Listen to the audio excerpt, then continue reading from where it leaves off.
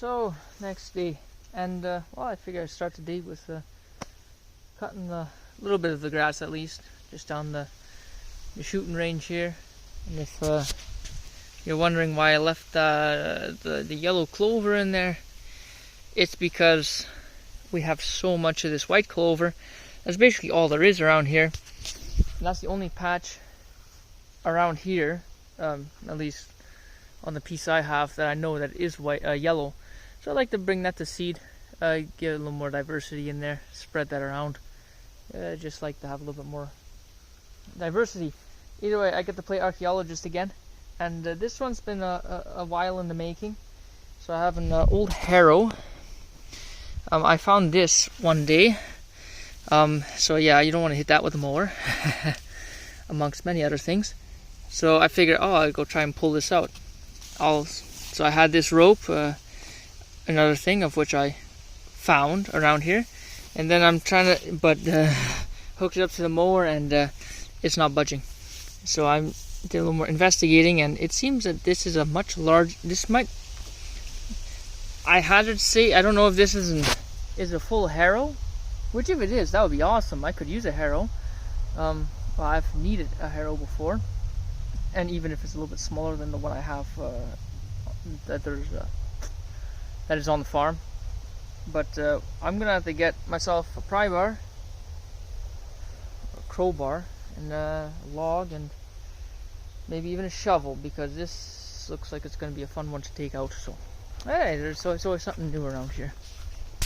Okay, so harrow is free, and yeah, you can see where it was. It was good buried on this side and that side, but you know, log and a crowbar, that makes quick work of it. So here it is. Nice little harrow.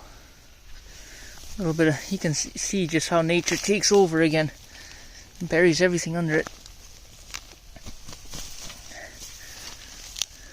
There's some plywood on there too, or by former plywood, but everything is just some string on there.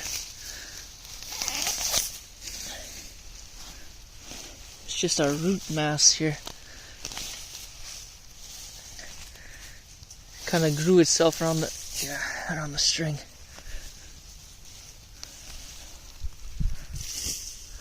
There we go. So there's a nice little harrow. Can always straighten it out a bit, give it a little rinse, clean it up, and then yeah, it is a little bit bent over there. You can see. I guess you can see, but I bet you it's still usable. What I do like on the other designs is they put a little bit of angle iron, welded up like that on there, so you could flip it around and then drag it on this side. I'm wondering where they pulled it from. I see these little pigtails here. I don't know if that's what they're really called, but that's what it looks like. Little spiraled corkscrew. They got them on each corner there. So I'm not sure if that's what they pulled them from, but hey, there's a free harrow of the day. Okay, so I'm just about to, I figured out I got more firewood. Remember that stuff I cut down the other day? And there we go. I just got the saw, so I'll go kind of clean this up, and I can mow it, and it kind of just, I'm just cleaning up the yard a little bit, and then I can get that stored.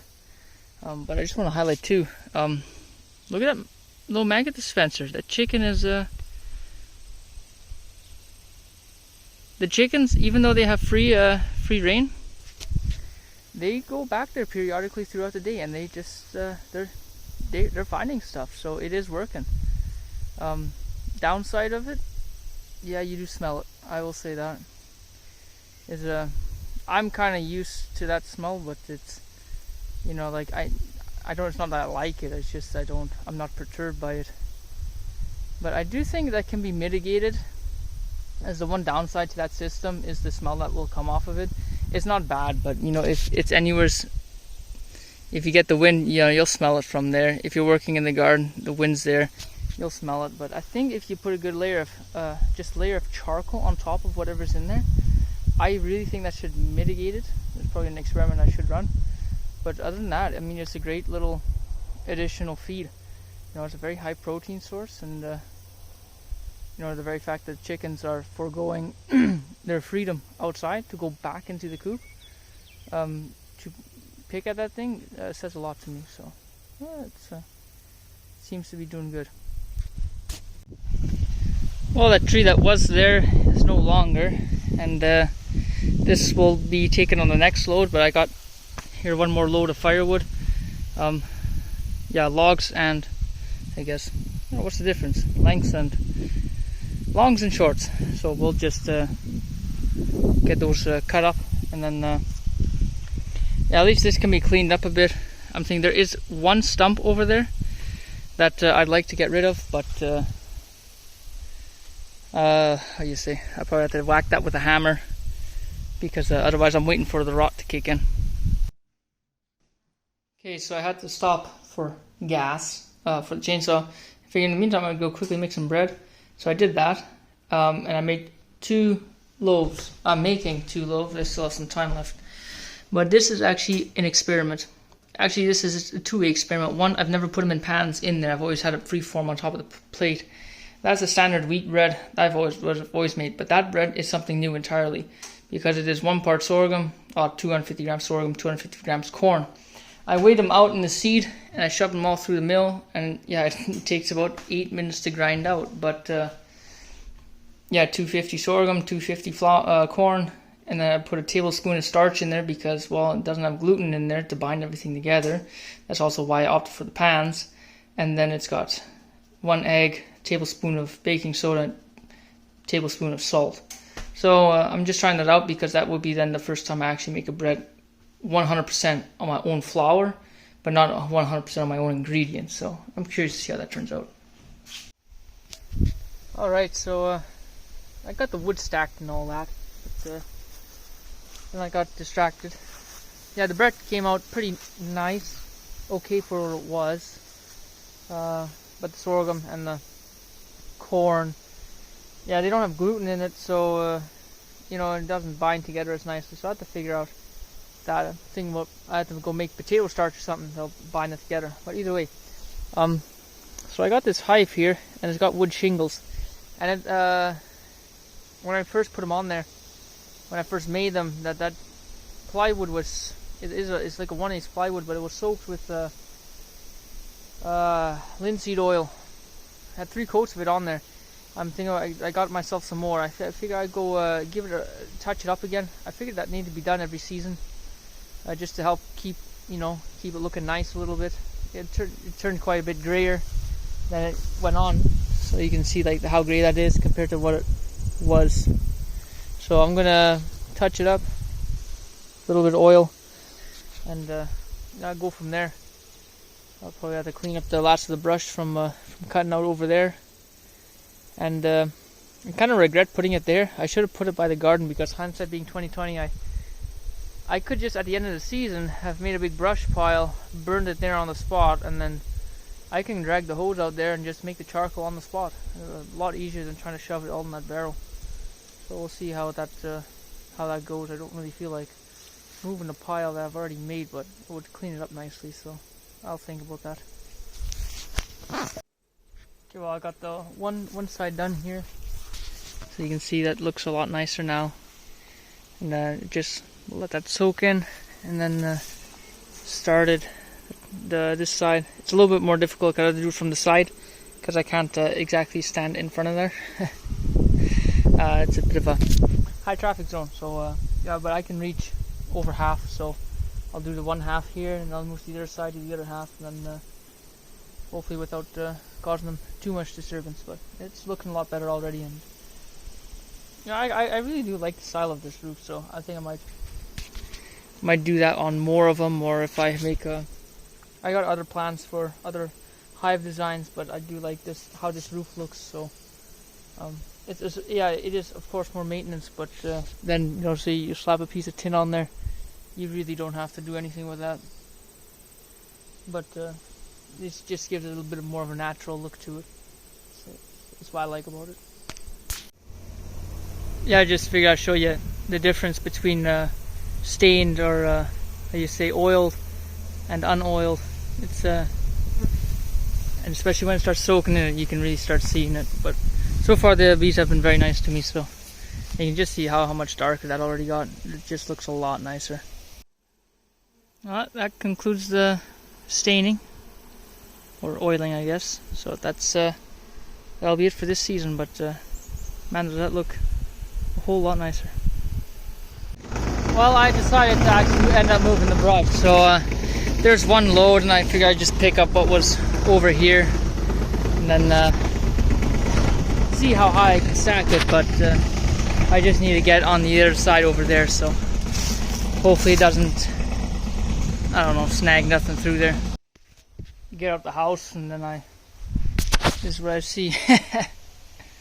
Hey guys. Funny buggers. But I got the second load ready to go, and then it's all cleaned up. And then what's left is just kind of actual sticks. You know, if I have actual, that stuff I'll easily make into biochar, and that can stay there. But all the brambles and brush, that'll just pile up by the garden there. And then yeah, I think the plan is I'll cut everything. And ideally I could put the stalks right on top of that pile at the same time, then burn it all, the ash, the coal. I'll probably dig a little pit in there and then put it all in there, and then just make one big fire, and then yeah, kind of make the biochar on the spot, scatter it all around, and then I'll probably leave it on the top, let it sit there over winter. I would hope it to kind of inoculate itself with at least water, so it'll get there, and then I can till it in, and then I'm basically making a little hotel for all the microbes in the soil. And that should be the last time I till that piece, Lord willing. That's the idea. That's the plan. I'll probably mix it in with a bunch. I'll have some manure. I'll put it on there in the fall. Let that get there too. Let it age there. Let it leach into the ground. And then spring I'll have everything tilled up once more, and then I'll seed it, mulch it, and then I'll maybe apply some hog manure. I will put more hog manure on there at some point too, but lots of ideas, so we'll see how that goes, Lord willing. Alright, so as you can see, the brush pile is next to the garden here. I'm thinking I should go, ever since I'm starting to notice it's starting to green up, so that hog manure did do quite something. I'm gonna go through the rows of the sorghum and take out any of the competition, because I have, this is what I want, this is what I want, but maybe this, but there's certain, look how many there are in between. That's a lot of competition. And I went down the rows once before and I thinned everything out. And well, yeah, when you're sowing sorghum, I guess there's a lot of, you have a tendency to overseed. At least I do, because the seed is so small. So I just sprinkled furrows, and earplugs, eh? So I'm gonna do that, relieve them, and then hopefully that gives them a good boost to really get a little bit more extra resources. Alright, so I weeded between the sorghum. As you can see, all these stalks are down, and if you want to know a comparison, this is what it looked before. So you have all these little ones in between the big ones, and then that's how it goes after. Why'd you leave those? Good question, glad you asked. I'm wondering if they're not, I want to see how this row does, because I already thinned it out once. Now so when it comes to stuff like this, well, it all stemmed from the same area, so I don't know if this thing is just making suckers and it's coming up. Are these helping the plant, or are they hindering it? I don't know. So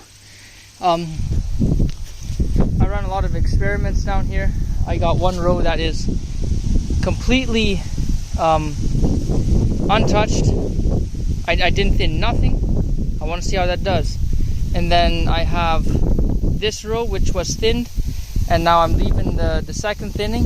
Everything else has gone through the second thinning. And so what I do with most of the rows is what I feel intuitively is right. That's how I treat most of the rows.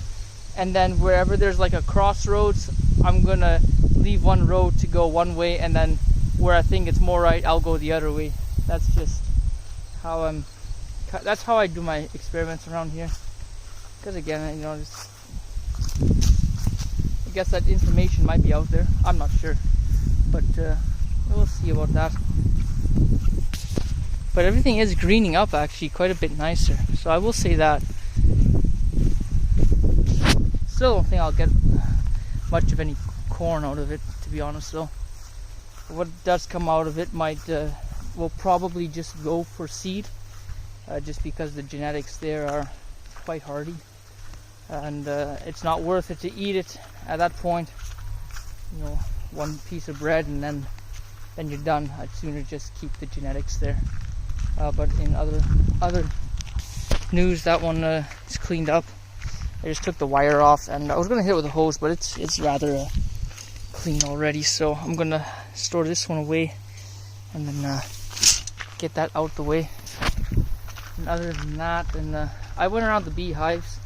I cleaned up some stuff, just did a little bit of weeding, all the thistles around. You know, it's that Canadian thistle. But there was one thing I want to highlight. One, this comfrey's coming back. I wasn't going to show that, but actually I just noticed that. It's coming back good. There's the sorrel and lots of choke cherries.